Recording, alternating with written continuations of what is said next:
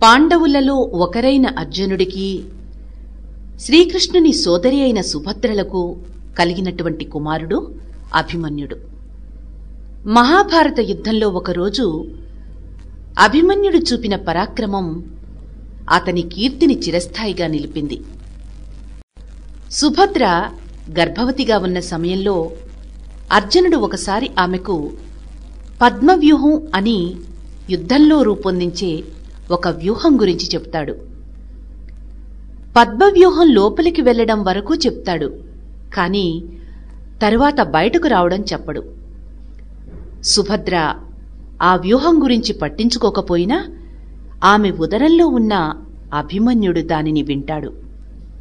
అందుకే అతడికి పద్మవ్యూహం లోపలికి వెళ్లడం తెలుసుగాని బయటకు రావడం తెలియదు.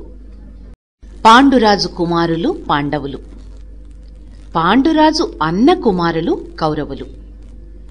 పాండవులలో పెద్దవాడు ధర్మరాజు, కౌరవులలో పెద్దవాడు దుర్యోధనుడు. పాండవులంటే కౌరవులకు సరిపడదు. పాండవుల రాజ్యాన్ని పొందాలనుకుని తన మేనమామ శకుని సలహా ప్రకారం జూదం ఆడుదాం రమ్మనమని పిలుస్తాడు దుర్యోధనుడు.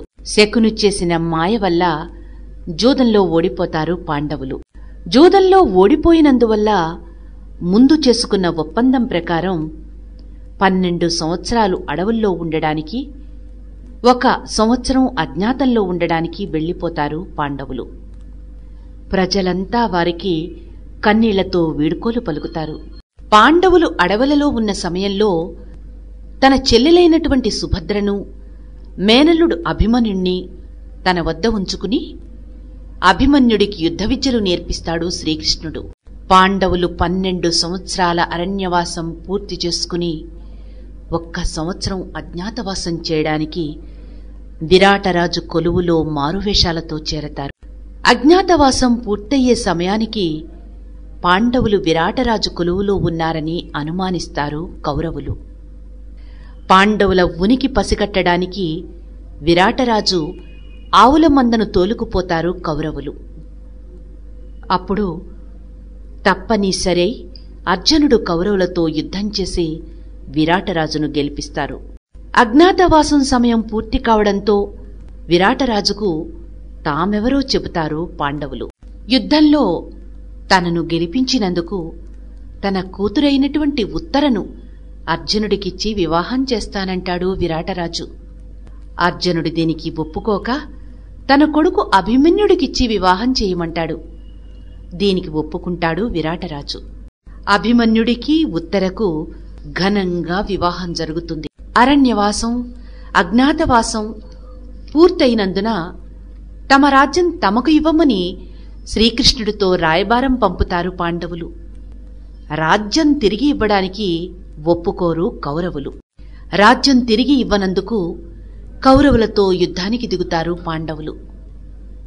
కురుక్షేత్రంలో ఈ యుద్ధం జరిగింది. దీనిని మహాభారత యుద్ధం అని అంటారు. ఈ యుద్ధం 18 రోజులు జరిగింది. 10 రోజుల యుద్ధంలో కౌరవుల సేనాధిపతిగా ఉన్న భీష్ముడు పాండవుల విజయానికి అడ్డుగా నిలుస్తాడు.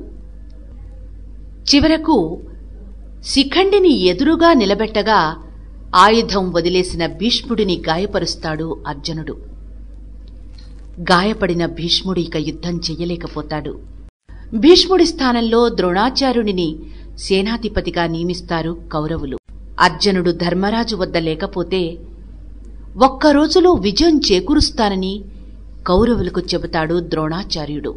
మరుసటి రోజు అర్జునుడు కురుక్షేత్రం వద్దకు కాకుండా వేరే చోట యుద్ధానికి వెళ్లే విధంగా పథకం రూపొందిస్తారు కౌరవులు.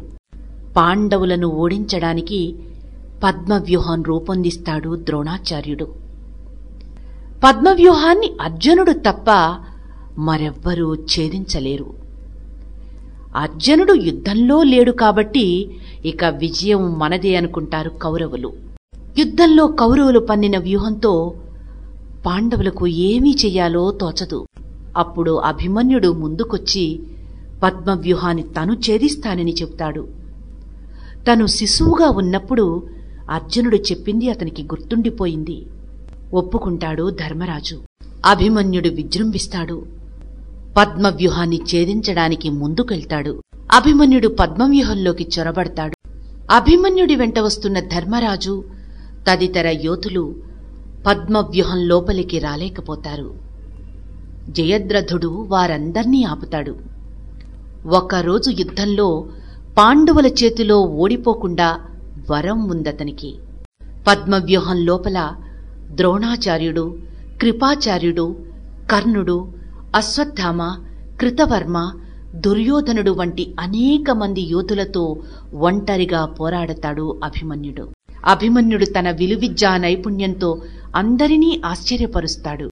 అభిమన్యుణ్ణి ఎదిరించలేకపోతుంది కౌరవసేన. దుశ్శాసనుడు వంటి యోధులు అభిమన్యుడు విడిచిన బాణాలకు మూర్ఛపోతారు.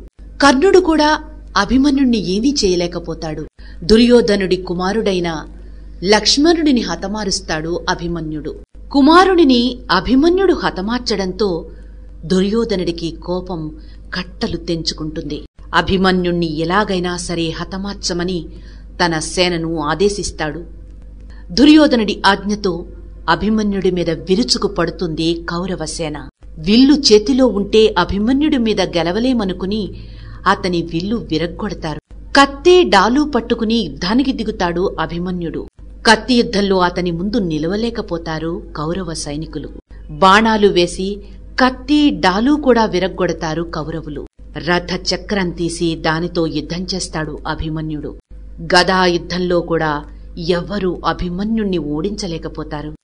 చివరకు కౌరవ వీరులందరూ ఏకమై అభిమన్యుణ్ణి హతమారుస్తారు.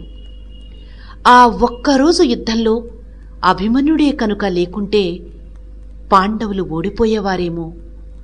అతడి వల్ల ఆ రోజు ఓడిపోని పాండవులు చివరకు విజయం సాధించగలిగారు.